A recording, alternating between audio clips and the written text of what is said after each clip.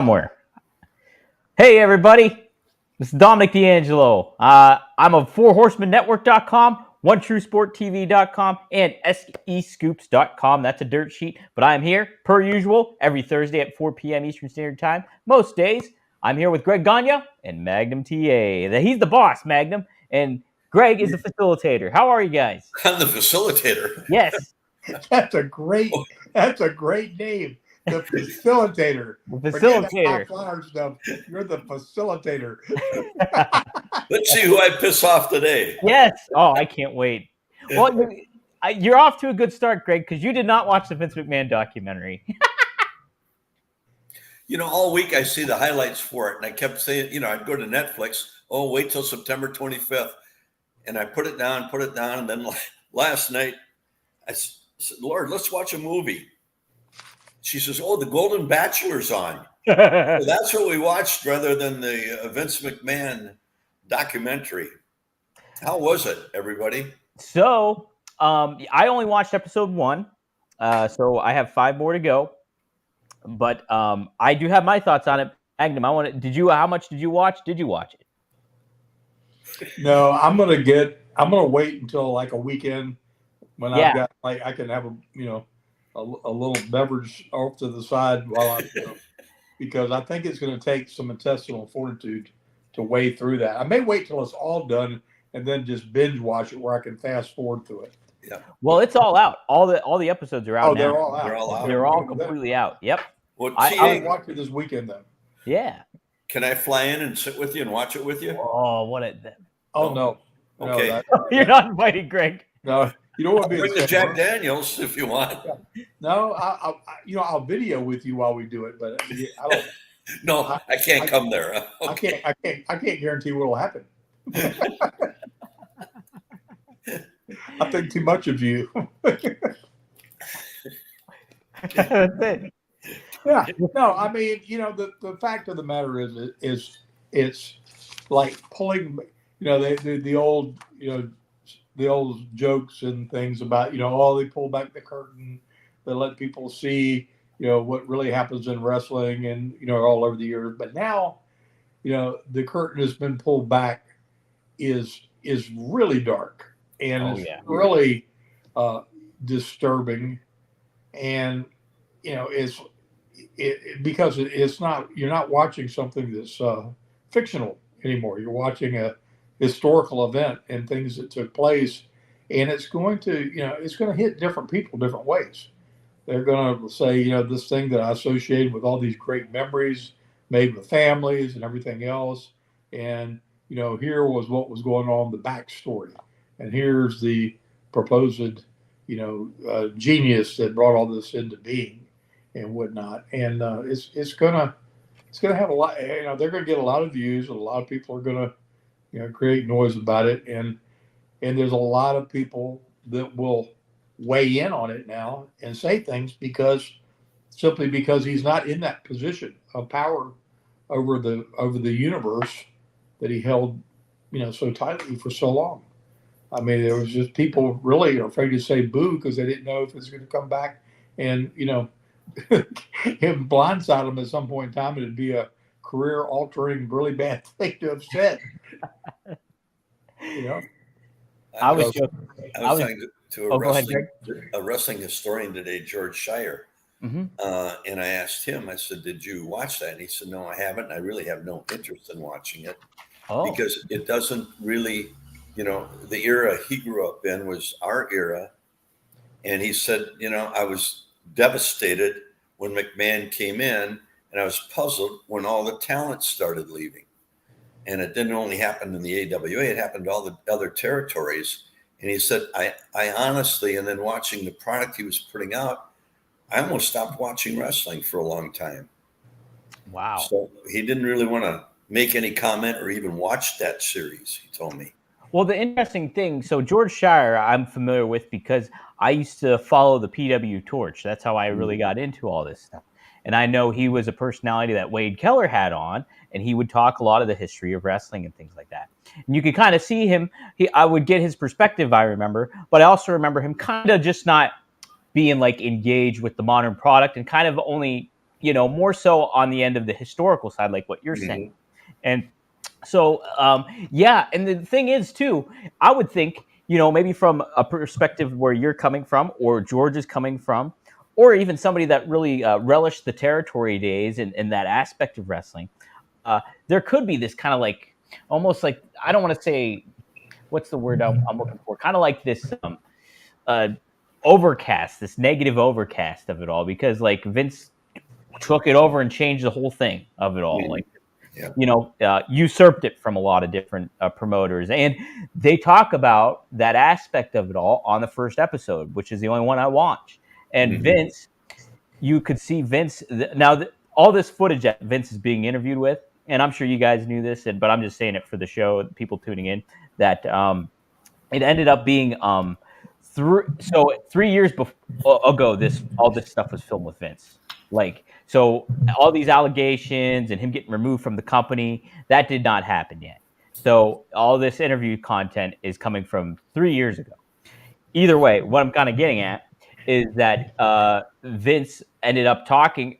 He's talking about these moments of like, hey, his dad was completely against him, going against the code of all the other promoters. It's like, hey, this is their territory, that's their territory, but Vince did it anyway. And as Vince is describing this in the interview during the episode, he's almost relishing in it. Like, I'm happy with what I did. Oh yeah, yeah, right. He was like, his dad was against it, according to him, what he said. But when he started doing it, Vince was very much enjoying telling how he was usurping and taking over the territories and buying people out and almost taking. He wasn't really. He didn't. I don't know. Magnum, did he buy out the Crockett's? No, he just the Crockett's sold out to Turner. Yeah. He didn't buy out. He didn't buy out. Eventually, he bought our library, but he never bought. By that time we were gone. We were out of business. And when we finally sold him the tapes, but didn't get what we should have got out of them. But we got something. Yeah. So, but I think we were the first ones he hit, and I think then. Magnum, do you remember? When did he start hitting the Crockett's?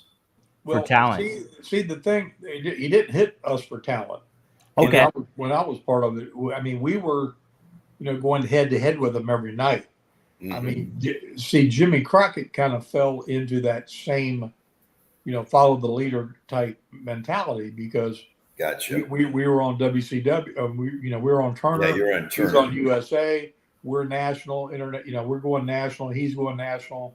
I mean, we're going, in the NWA backyard and Don Owens, calling it a joint promotion. But nonetheless, we were going into every major city across the country. And a lot of times we go in the same town the WWE was running that night, and we'd sell out, and both buildings would sell out.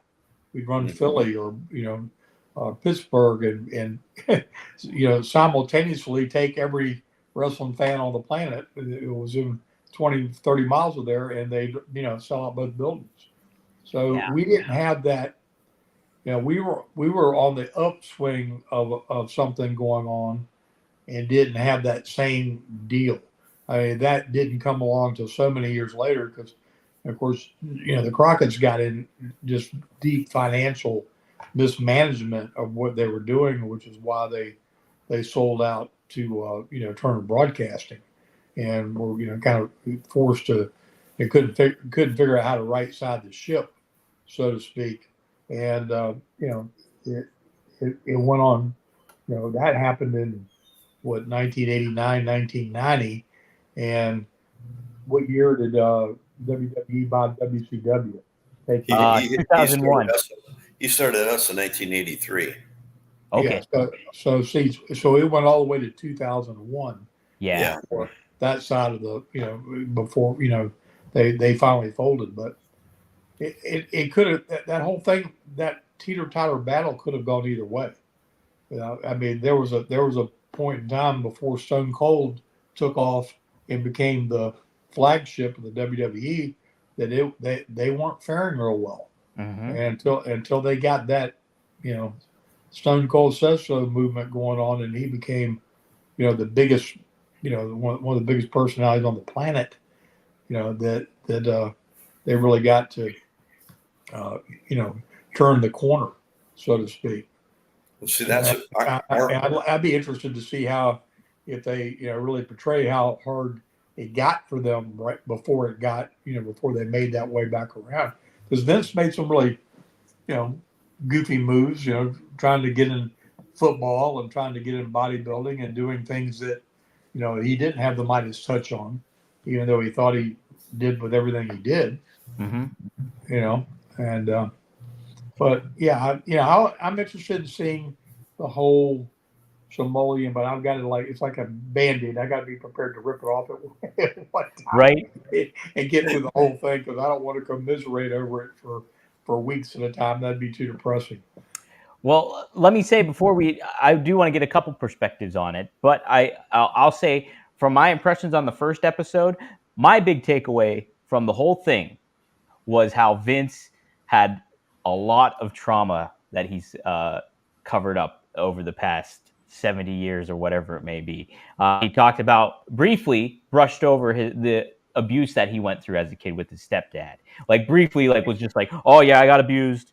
It was a bad situation, but you got to just get out of it, basically. And then he kind of dismissed it. And then later on, he's talking about his dad and his relationship with his dad, and how he met him when he was 12 years old, was hoping for a hug or some sort of affirmation, and all I got was like a pat on the back or something to that effect.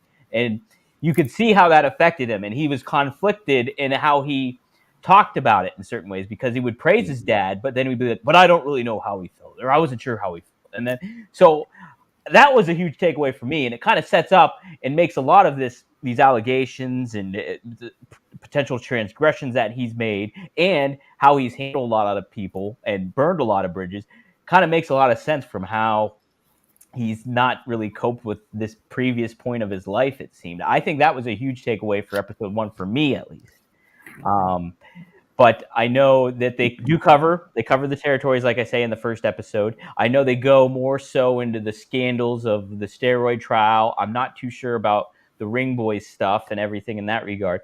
Robert, whenever you're free to do it, producer Robert, pop yourself on here, because I know you watched more of the episodes on here, and I kind of want to get your perspective on what your overall thoughts of the show so far has been. So whenever you get the chance, whenever you're ready, you can. But no, Heather here, she mentioned she's on episode 6, and in my defense, I work from home, so I watched it while working. So Heather was tuned into it already. But yeah, I thought episode 1 was very interesting. I was surprised to see a voice like Tony Atlas on there, because you think about all the big names that they've gotten on there, and then Tony Atlas shows up. Nothing against him whatsoever, but I thought he was a great part of the show, the series, to be honest. Mm-hmm. So I'm really intrigued to get your guys' perspective when you guys tune in and see what you think. Yeah, Robert, how much did you watch of it? So I've watched bits and pieces of all 6, because I also work for Fightful, which is another dirt sheet. So we're just kind of gathering stories there. Right. This thing is just the diary of a madman. It's really, you have to be in a certain headspace to watch it. So Magnum is right. Mm-hmm. You have to be ready to hear stories of, abuse, of just, the cutthroat wrestling industry as it was, and then Vince still holding on to that all these years later. I was saying before we got on air, there's a story floating around of Paul Heyman telling Shane and Vince story, where Shane was trying to push for something, and Vince said, "Not while I'm alive." And he was eating, and he handed Shane a knife and said, "Right here. And if you don't do it, then I'll know you're not man enough. Or you could buy me out the way I bought my father out, because I would have done anything to take my father out of the way if he would have gotten in my way." So you get this real sick alpha sense from Vince McMahon, and it kind of, to your point, Dom, that first episode shows a lot of real issues with his childhood and not really getting an "I love you" from his father until his dying days. So he says, yeah. Mm-hmm. Yeah, he cries. He's saying, my dad didn't say "I loved you" until he was dying, and he waited. And supposedly, I don't know if either of you can speak to this, maybe Greg, because Vern was a promoter. Supposedly, towards the end of his life, Vince Sr. said, "You know what? I'm proud of you. I'm proud of what you've done." And yeah, those guys are never really my friends, and fuck them all anyway. That's another story he said. So it's really gripping, and that's not even touching on like the Ring Boy scandal. Tony Atlas has some gems where he claims, Pat Patterson touched him inappropriately.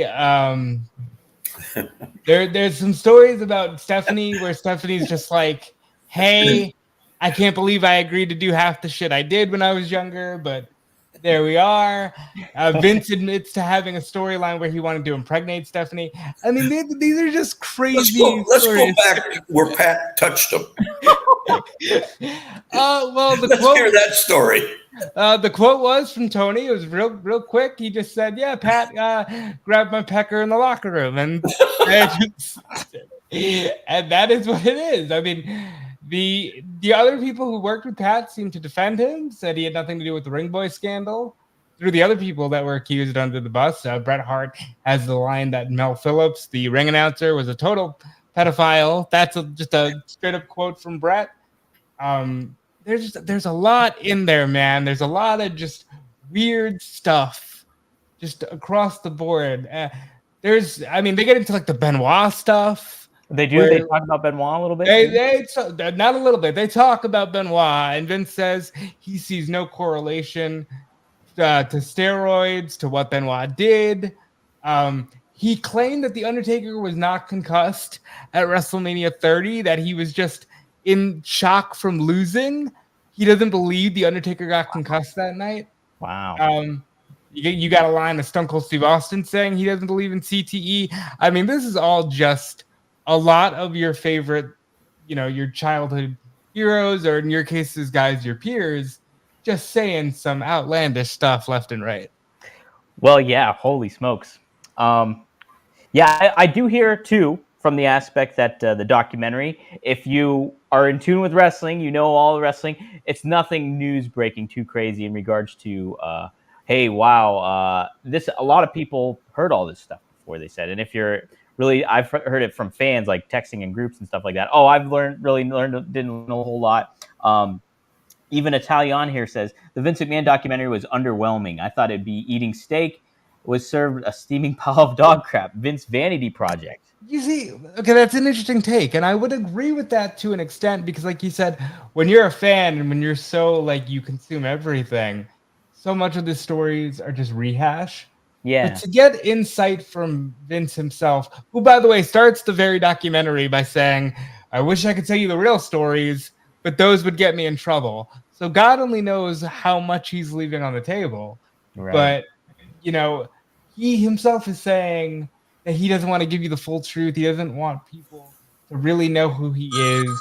It just feels like a guy who is very much conflicted as to where his, life and work ends and where the person begins. But if I'm being honest, I'm sure he lost that a long time ago, because his job was his life, and yeah. Matt, you said it last week too, that like a lot of this Vince almost signifies like the sins of a lot of people's past in regards to how pro wrestling was and the mentality back then, and it was quite the controversial lifestyle, so to speak, I guess. So what else should we talk about today? I know, right? I mean, that's the Vince documentary in a nutshell. It's a lot of stories that you've heard. They get into the territories. We're giving him way too much time. Yeah. Well, we'll definitely. If you guys have questions, we are live, and we got some good questions, non-Vince related too, thankfully. But we'll address that. But thanks for the input, Robert. I appreciate. Of course. Appreciate you chiming on in. So. I'm gonna disappear now. All right. See you. But obviously a big talk about it. But there's plenty more I'm sure to cover with it all. But I haven't watched all the episodes, and so we'll get more perspective maybe later on. Here's a good question though. Paul Shaw asks, can you ask Magnum about David Allan Coe running wild backstage at the Great American Bash? Define wild. Right. It'd be wild. I can tell you definitively that David Allan Coe had a really good time. It was a big party for him. he had a concert every night and a little party, and and the after party was always something that he was very much down with. Uh, my best David Allen code was him.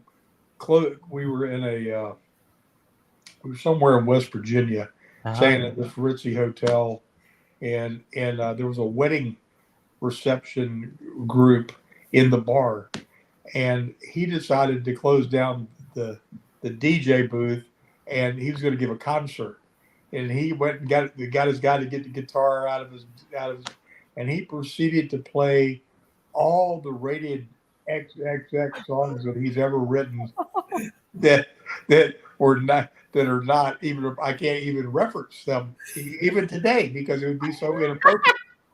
But I guarantee you, those newlyweds got made some memories that if they're still together, that they're saying, "You'll never believe what David Allen Coe did back in 1986."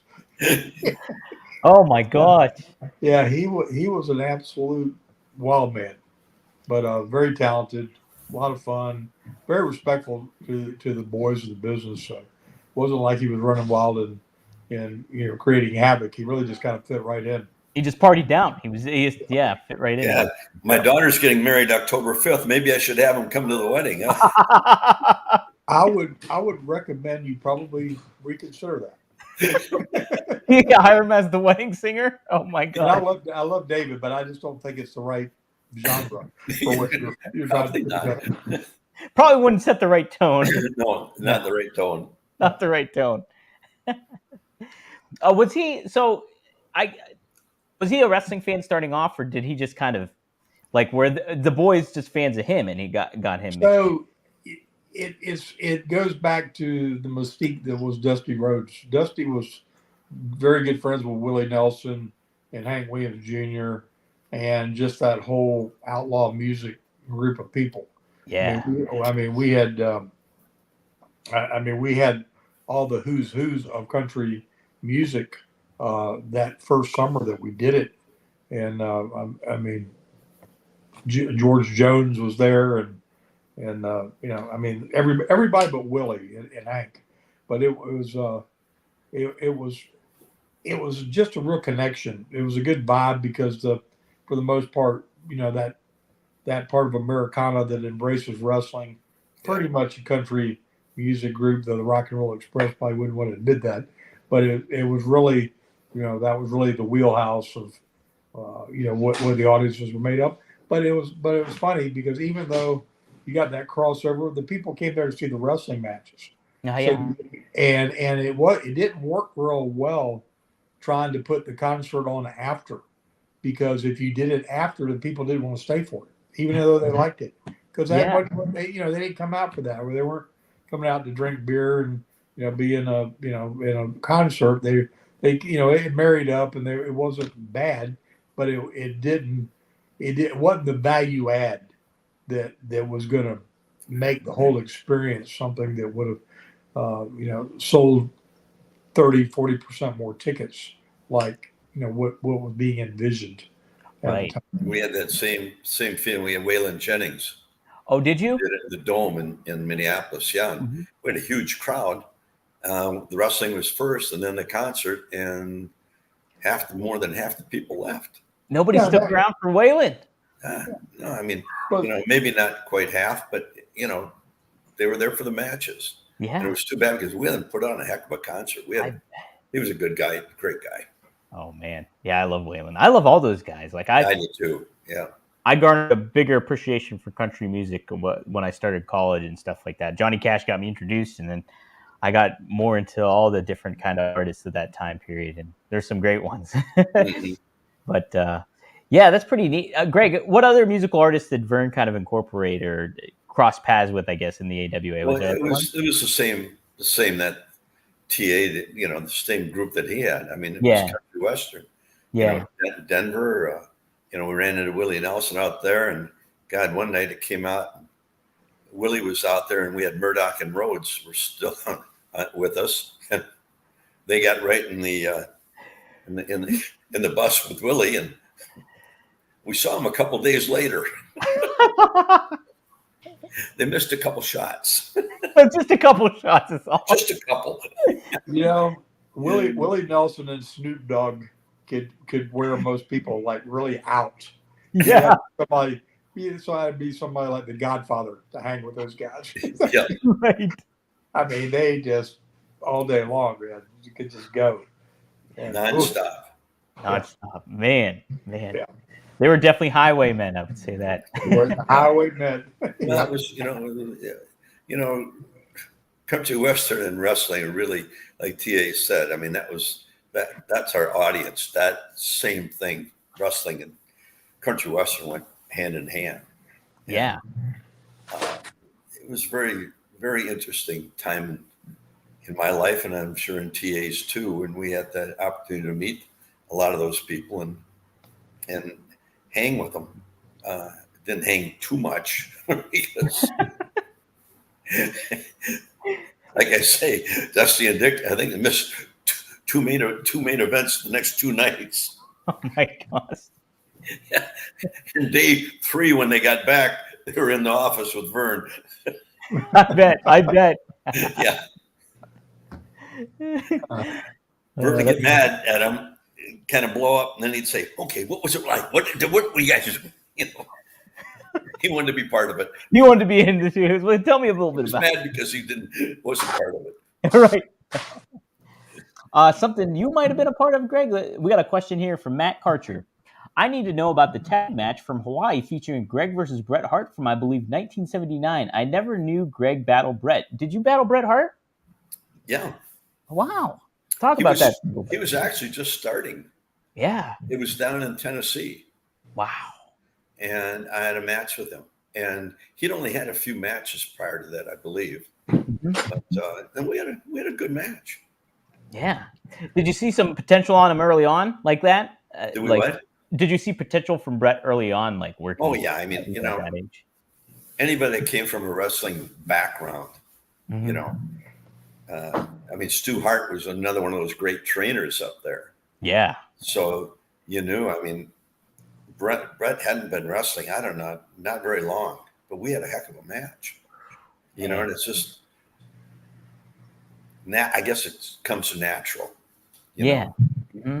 When you've been around it, since you're a baby, you kind of grow up in it, and until you really get in the ring and get trained for it. But we catch on a little bit quicker. Usually Vern used to say to get in the main event usually takes guys 5 to 7 years. Mm-hmm. Yeah. And we were wrestling in the main event in 3 years. How about that? And Bret was at that same level, And it's just from, I think, growing up, and then the training we get. I mean, Stu was a hard trainer. Vern was a hard trainer. There was, TA had a hard trainer. He had himself. Were you hard on yourself? Yeah, you were the trainer. Sink or swim. Don't let them know what you don't know. Get after it. I still can't believe that's I know, amazing. that's so wild, Magnum. It really is. Man. What a career. Baptism by fire. All by that. Barbarian and I started at the same time. Mm-hmm. And he was wrestling as Tonga John. And if I'd been wrestling, 2 days, he might have started a month ahead of me. And he was a monster even from the start. And Dutch Savage was a booker. Mm-hmm. And he laid out this match between us. And the finish was supposed to be that we were supposed to go into the finish with me slamming him and him slamming me. And then we had some finish. Well, we both forgot the finish. And we stood at the middle of the ring and slammed each other about 10 times a piece until I don't know what we did. I remember we rolled out, got counted out what we did, but we couldn't remember what it was we were supposed to do. And we just slammed each other till in oblivion. You got the people who were involved in the match, though, right? You got them. They were involved. They said, "Oh my gosh, how many times can they do this to each other?" Because I mean, it was just comical. But yeah, no, I do. I look back and I don't think you could. Well, you couldn't pull that off today because of everybody's ability to communicate. But yeah, 6 solid months being completely under the radar in the Pacific Northwest, and obviously, people didn't talk like they should. Or somebody would check me out and say, "Man, that kid you sent me, Bill's a little green. Who did I send you?" Yeah. I'll tell you who had a hell of a match the other night on WWE. Yeah. Jey Uso. Oh, that title match, yeah, with Braun Breaker. Yes, phenomenal match. Did you see that, TA? No, I just saw the last little bit when he hit him with the spear. It was phenomenal. I mean, it was fast paced, but a lot of old school in there. And they sold when they had to sell, not as long as we used to do, but sure, to get the story across. And it was phenomenal. And he did just a great job. And I'm so proud for him that he got the opportunity to now be a champion. How about that too? Because I think he's been in WWE 14 years. Yeah. Started off with as a tag wrestler, a twin nonetheless, Yeah. And so it's got to be hard. And from a Samoan family that has so much history with one another, you think how difficult that have to be to break out of that and become your own star in your own right this many years down the line. And Jey Uso did that. He did it, man. He's so hot right now. Yeah. The fans, I mean, they really got something going with him. They do. Yeah, he's really a seasoned pro that can really carry a card. And you know what's neat about it too, and I keep thinking about this. It's just like you think about like when we were kids or you were kids and everything like that. Fans had their wrestlers that they got hooked on, and a lot of these younger fans watching today, they'll be like, "Oh, Jey Uso was my favorite wrestler as a kid," and that's kind of a really neat aspect, I think, about it all too. Is like they don't even remember who I am anymore, so I don't have to worry about it. I know who you are, Greg. You're the facilitator. What was I gonna add to? Oh, we were talking about Brett, and it kind of put a bug in my head about how you mentioned last week how like you got to learn all aspects of the business. Your dad made sure that you were all a part, like you learned the ins and outs, and you talked about how that benefits like Triple H. It helps Triple H kind of delegate and tell his story for WWE. But then I'm thinking too, Brett had to do the same stuff with Stu. Like I think he started off as a referee and doing all this other stuff too, with like learning the whole aspect of the business, and that's got to just make you a better wrestler. I was on that ring truck. God, was that a pain in the ass? Oh, drive from Winnipeg to Chicago, and in the snowstorms, and God Almighty, I did that, and of course, and refereed when I did that, and God, I remember one night we're in Sioux Falls, South Dakota. It was in the summer. It was 100 degrees, and this old referee and ring guy, George Kadaski, I said, "George, what do you do?" He says, "Well, when you get there, get some kids to help you." Maybe I told you the story already. If I have, stop me. No, go ahead. Tell it again. Tell it again. No, I forget a lot. I don't remember. No, I don't remember you telling this. So. Oh yeah. So I get the kids in, and I said, "Okay, now when it's over, you guys start taking the ring down." Mm-hmm. So I refereed all the put the ring up, refereed all the matches, 5 matches, and just wringing wet, 100 and some degrees. Go in the locker room, and Dick Byers, Dr. X, is there, and he says, "Have a couple beers." And I said, "I got to get out there in the ring." He says, "Did you get kids to help you?" I said, "Yeah." He said, "Well, then have a couple beers with me." Oh, no. Had a couple cold beers. I walk out. Nobody's there, and the ring's still up. That's horrible. 4:00 in the morning. I finally got it loaded in the truck. I had a 3 to 3.5 hour drive home. I got home. Wally Carbo calls me, and I just got in bed. He says, "Hey, pal, the other truck broke down. You got to drive to Winnipeg tonight." And that was a good 6-7 hour drive. My God. And he says, "From there, then you go to Chicago, pal." And I said, "Well, I'll tell you what, pal." It said, "I haven't been to bed yet, and I'll never make that trip to Winnipeg. I'll do Chicago, but I'm not going to make Winnipeg." Man. So then I got my ass chewed out. from my dad on that one. Dang it! Anyway, I said, "But I'd have killed me. I hadn't been to bed." Part of the deal, kid. Oh man. Oh yeah, he was hard on us.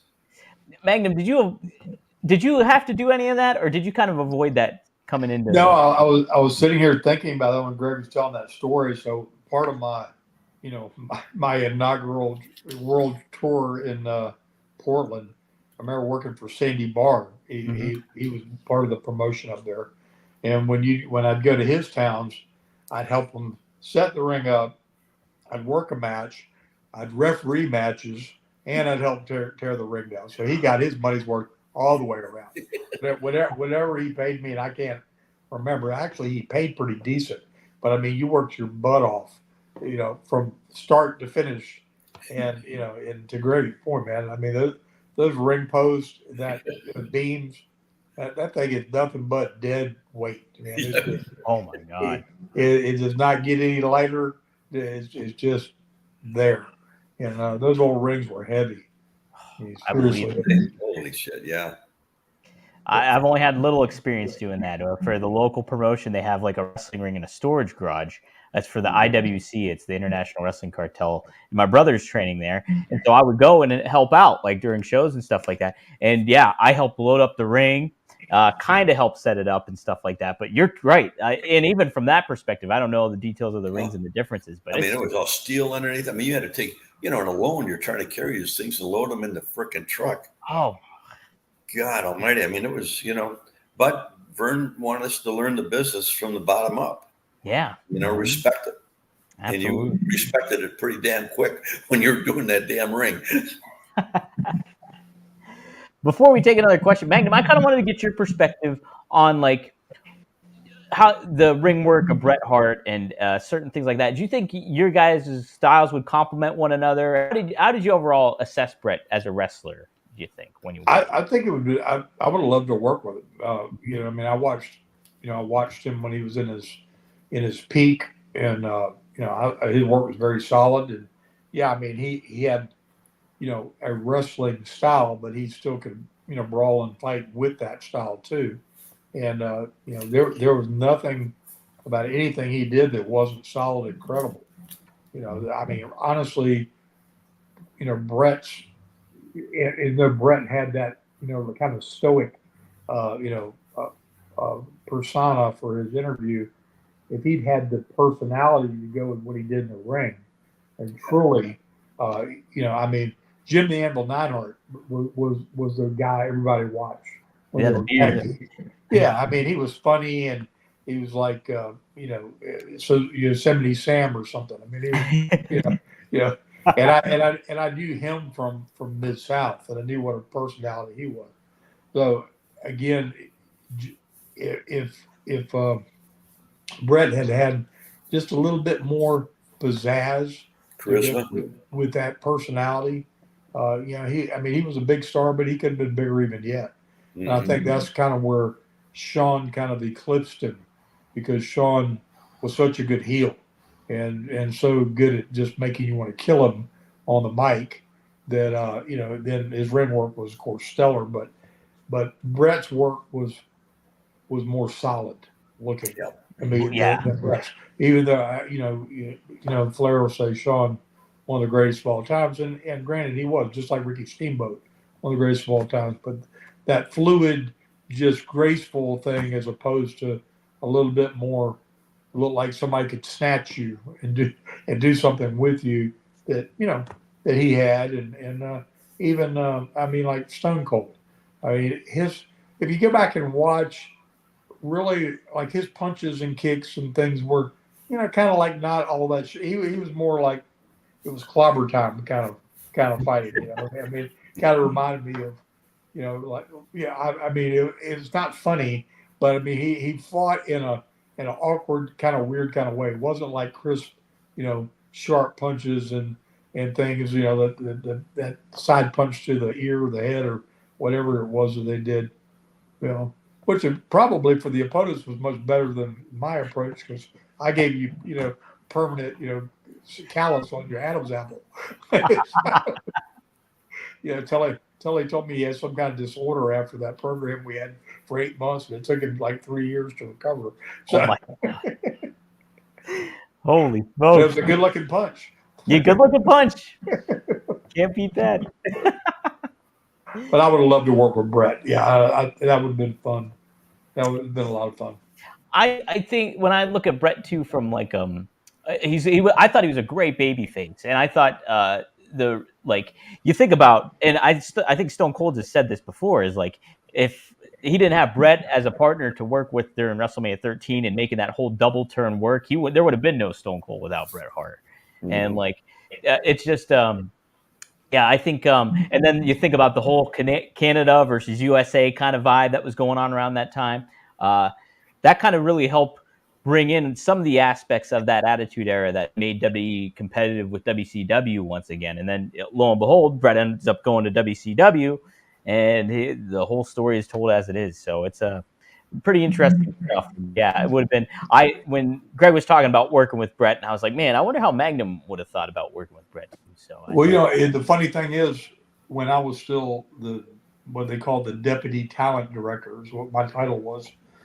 With Dusty there, I called Brett and talked to him on the phone before he finally came. I mean, they were like offering him some crazy money before WCW went all like to the moon to try to get him to come down. So they had been courting him for quite a while, and it's really a shame because he never got used. He never used the same. Never got to really get out of the blocks in WCW because it was a different group of fans. They were educated differently, and it takes a while to make this kind of transitions. I mean, Hogan did it better than anybody. Yeah. He turned heel. To me, heel Hogan was the best version of Hogan there ever was. For me personally, best ever. Better work, better psychology, better look, better interview. I mean, I loved that Hollywood Hogan, just cocky, arrogant, like combination of superstar Billy Graham and Jesse the Body Ventura and all that stuff wrapped into one. Yeah, and worked good. Jesse couldn't hold his hands up though. He could talk, but he was tough to work with. But yeah, but you liked Hogan in that role too, right? Yeah. Did you like him as a heel, Greg? Hogan as a heel? Both ways. I mean, both ways. Yeah. I mean, he was such a baby face in the AWA. I mean, he came in and he was pretty green. That's why we put him in 6-man tag team matches a lot. Teach him the flow and when to come in and what to do, and he caught on really quick. Yeah. And and we were talking earlier about McMahon. I mean, that was his target. He was with Vince, and he wasn't doing anything up there. Right. And that's when I told Vern about him. We brought him in, and we worked hard with him to get him where he was. And that's without Hogan, I don't think Vince would have made it. I'm kind of with you. I mean, he's a huge part of that. Because without him, I mean, he was the focal point. And then all the other guys came in underneath that really could make him, and he could make them. Right. But he learned that in the AWA. Well, that's one thing I was happy about with the documentary, at least episode 1, was Hogan put over Vern. Like mentioned, like how Vern was the one who brought him in and like made him feel like a big deal.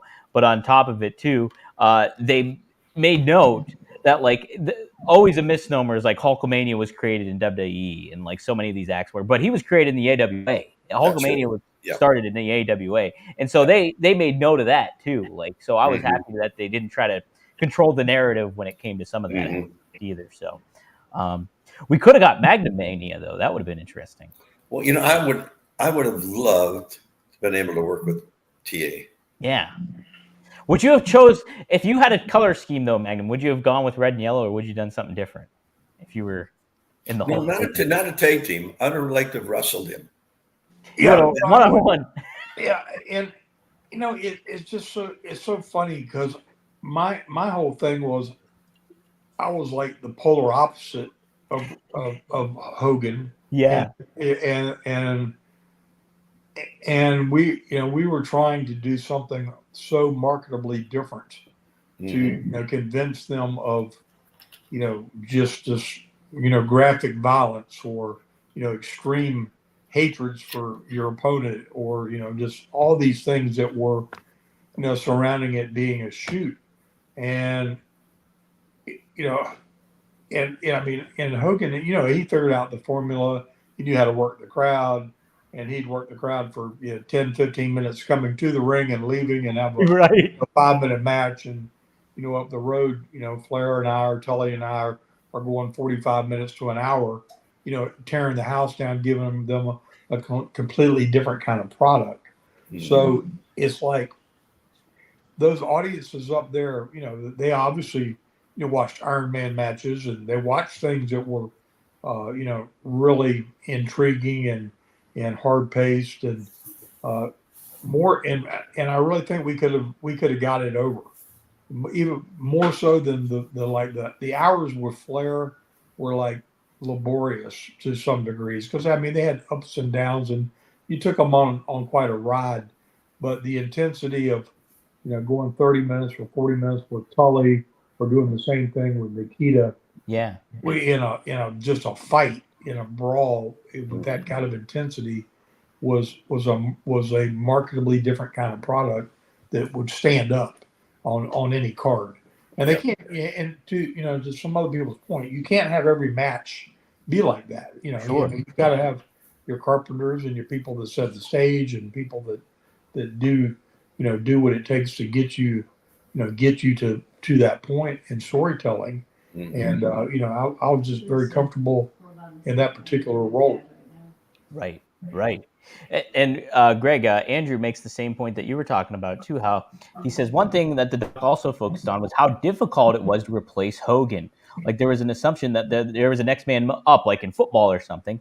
Art doesn't work like that way. So yeah, it's tough to find somebody like Hogan. And Magnum, what you mentioned about Hollywood Hogan and being in that role, when I go back and think about it as a kid, I remember watching it and being like, man, you never see Hogan wrestle anywhere, like on WCW at all. He always just comes out, cuts a promo, says something, makes fun of the fans, and then you got to pay to see him at the pay-per-view and stuff like that, if he does wrestle at a pay-per-view. And so I think that really added to the heel aspect of him too, and made him a very engaging character in that regard, in that time period. So pretty cool stuff. Last chance, folks, to get some questions in. We do have this one here. The boss, not Magnum, but this is a different boss. Magnum, I've heard many stories from Arn regarding his time in the ring with LG Gagne or Giant Gonzalez. Did you get to spend any time with LG Gagne? None. Lightning out on that one.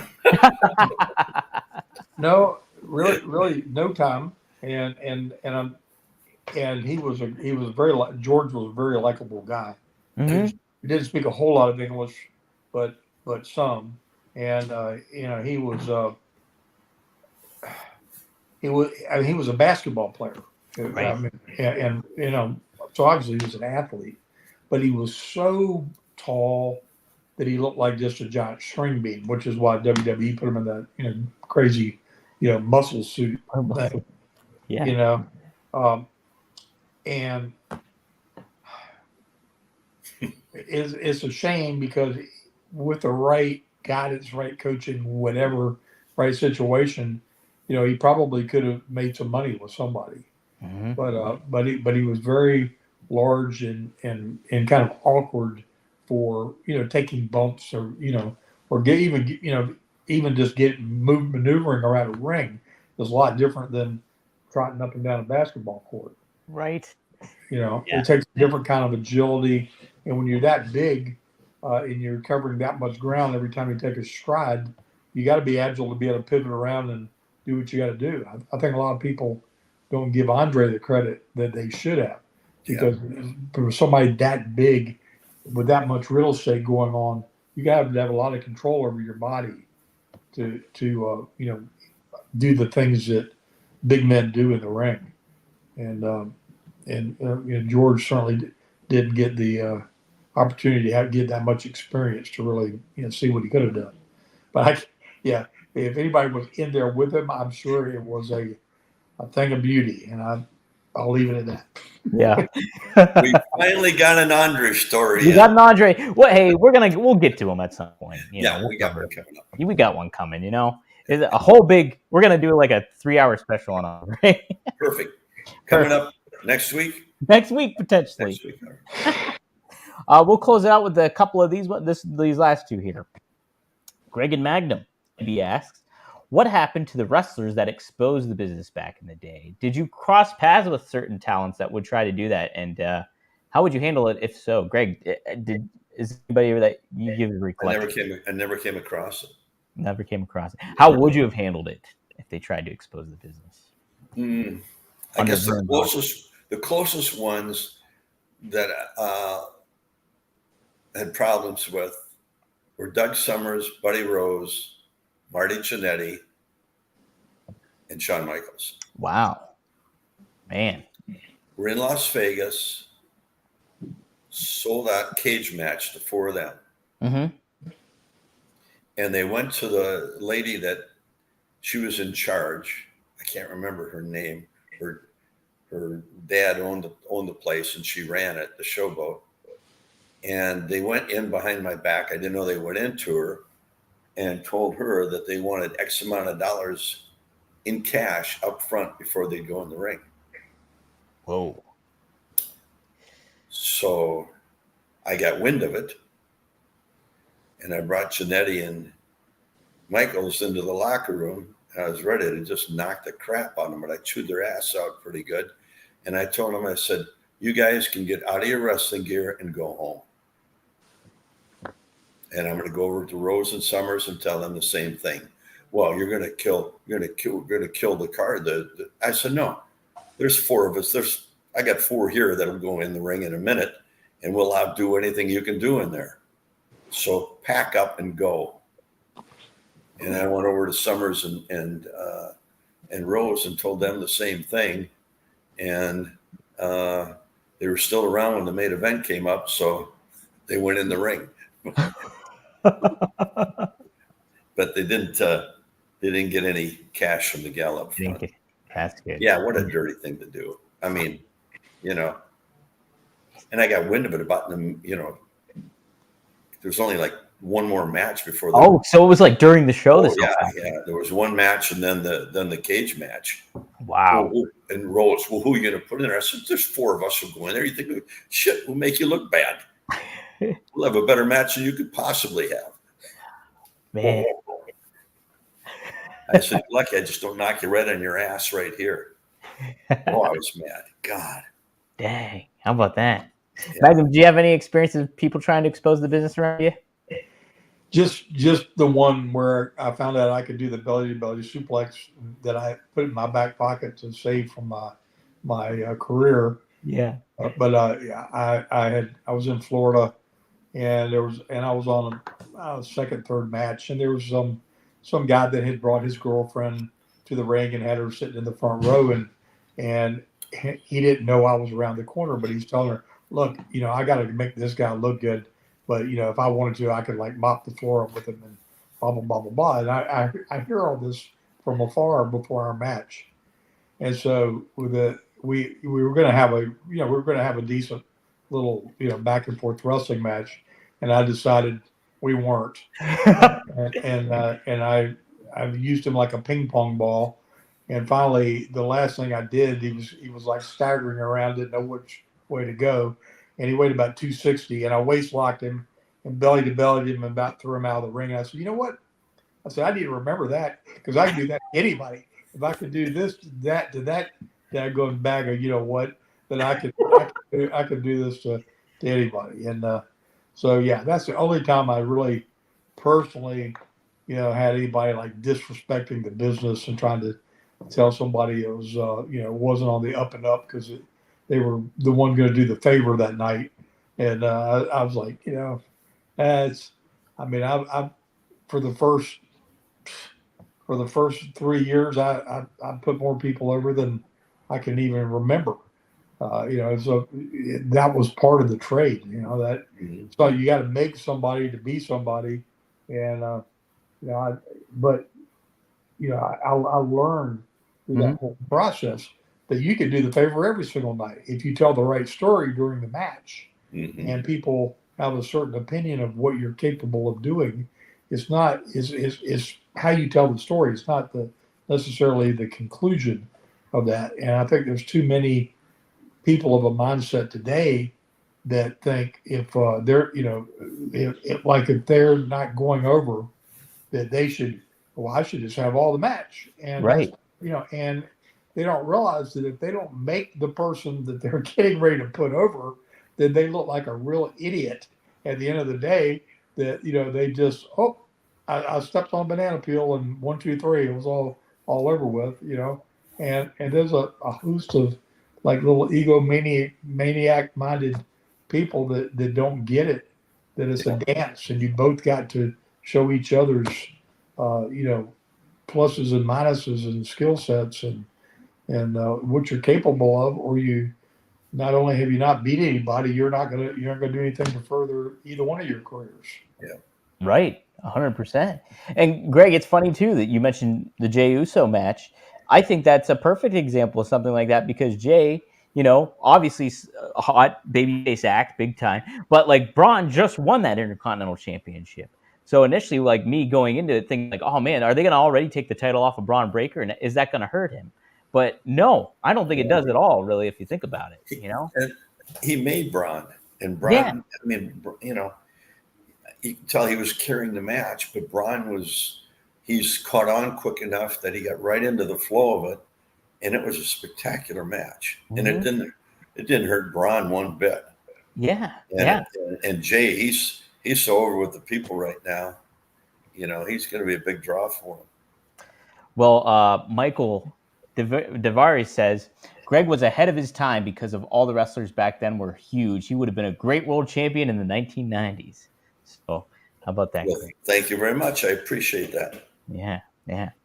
We'll close it out with this question here. And it's one that you guys are used to hearing every week, but I figure I'll let Kyle do the asking this time. How's things going at Power Town? Can't wait to see all the cool things. Magnum, any updates? We kind of teased a little bit last week, and we got the reveal. Greg revealed it. Paul Orndorff. And we have some updates coming out the end of this week. Ooh. So everybody keep peeled on your social media between now and the first of next week. There'll be some updates coming from Power Town, and the things that are being developed for this upcoming year are just going to blow people's minds. So it's really cool, and it's beyond just wrestling. It's this thing is growing into quite the endeavor. And we've got we have a new stylization of figure coming out that's different than anything we've done thus far. I will share that with you. Ooh. So we have a new line coming down the pipeline that we'll be announcing here in the upcoming weeks. Nice. And some cool stuff, because there's a lots of different approaches, and fans like all kinds of different things. Our ultras is obviously what brought us to the dance and what got us started, but there's lots of ways to represent these talents, and we've got to diversify some of the things we're doing so we can represent more of them, because the ultra version of what we do is a long process. From the time we all decide, hey, we're going to do these 6 people, till the time that actually lands and we've gone through the entire process, is over 9 months, without a doubt. And it takes months of design and development work, and it takes time to go through a pre-sale process, and then the manufacturing part that takes place is just, it takes a certain amount of time. It doesn't, and that's the unique thing about it. We're offering something collectible, limited edition in most cases, but it doesn't take any more time to make something that you're making 10,000 of, or where you're making 2,000 of. It's the process is the process. Yeah. So the folks that are able to get these products are getting something that nobody would even have attempted to do 20 years ago, because it would not have been cost effective in any way, shape, or form. But we're priding ourselves on putting out some very unique things and some very collectible quality things, and continuing to improve our processes, the way we go about doing things on a daily basis. They don't tell me anything anymore because I always let it out too quick. So I'm anxious to see what's coming up next week. I'm excited They too. won't even tell me. I'm excited too. I think that's probably a good thing, Greg. The element of surprise, you know. Yeah. But no, TA's doing a heck of a job. Yeah. I'm so glad he's a partner with us in the Power Town, because without him, we probably wouldn't be going right now. He's kicking ass and taking names. He really is. He's great. There you go. Here be the rabbit. I see your question. I'm going to save that for next week because I think it's such a good question to talk about in depth a little bit more next week. So I'll save that one for next week. There, Here be a rabbit. If you're still around. Who was it from? Here be rabbit is his name. Now remember that. I'll remember. I next week. I screenshotted it, so we'll bring it up next week. Shoot, we're out of time. We can't talk about Andre now either. See, I know what you do that every week. Dang it! And now you're going to forget this kid next week, and I won't forget. I got to get you that other kid's email address or address for the figure or whatever too. All right. I got all this stuff sorted. I got to get some info. But guys, if you want some more info, you can scan that QR code by me there and bookmark it, because that's the Power Town website. And like Magnum said, be on the lookout for new information coming up, exciting information. So be sure to go to that. Hey, follow Greg Gagne on Instagram at gagne.greg. And he posts some good throwback content. I got a young lady from Syria. Syria, really? Yeah, she's in the armed services over there in the army. Wow, really? She's over in Syria. Whoa. And I don't know how she all of a sudden popped up on me, and I've been communicating back and forth. I'm telling her to stay safe over there. I mean, that's a pretty tough place to be in right now. That's a dicey area for sure. Yeah, stay safe out so there. I'm finding a lot of nice people on Instagram. You know, Instagram is kind of like a more welcoming place than Twitter or than even Facebook, I think. It's like people post pictures on there. It's like kind of a little bit more lighthearted. Oh, yeah. I've seen some pictures on there. Oh, you've seen some pictures already. Laura got me. Uh-oh. Oh, Greg. Got thrown off. Oh, boy. Oh, boy. That one. Greg, you are the facilitator, but maybe not on Instagram. How's that? No. Hey, you can follow Magnum on Instagram, too, at Magnum_TA. But you can also follow him on Twitter at TheRealMagnumTA. You can follow me at Dominic D'Angelo on X. I always forget to plug my other show. It's Rumor and Innuendo. It's a daily wrestling show with Robert Karplus, a former WWE writer. You can catch it every Monday through Friday at noon p.m. It's only 30 minutes long, so I don't take up too much of your time. So there we go. My co-host will be happy I said that for him. So, yes, go to OneTrueSport.com and get that merch. Oh, let me pop up the merch here. God, look at Holy cats, I almost forgot about the merch. But we got I wore it today, but you can't see it. Oh, are you? You're wearing the High Flyer shirt? Oh, yeah, with the Pegasus on the back. Yeah, that's one of my Laura favorites. wears hers all the time. Heck yeah. We got to get you some more of that stuff, too. I'm trying to find where. So, Greg, you can get this one of Greg, too. Boom. Dressed like a champion. That's his Heart of a Champion t-shirt. That's available at OneTrueSport.com right now. And look at this. The classic rivalry. You got Nikita and you got Magnum TA, the best of three. You got Nikita's shirt. You got the best of seven shirt there. And then you got Magnum, the boss at Chesapeake, Virginia shirt. So check those out at OneTrueSport.com.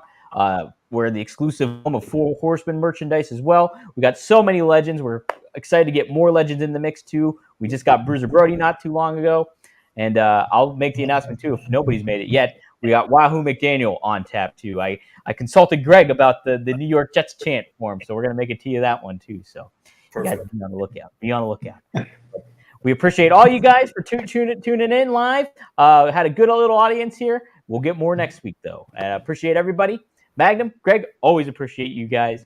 And hey, nice job. Thanks. Great questions. Guys. You're welcome. We'll see you guys next week. Good job, buddy. See you guys next week on Straight Talk with the Boss.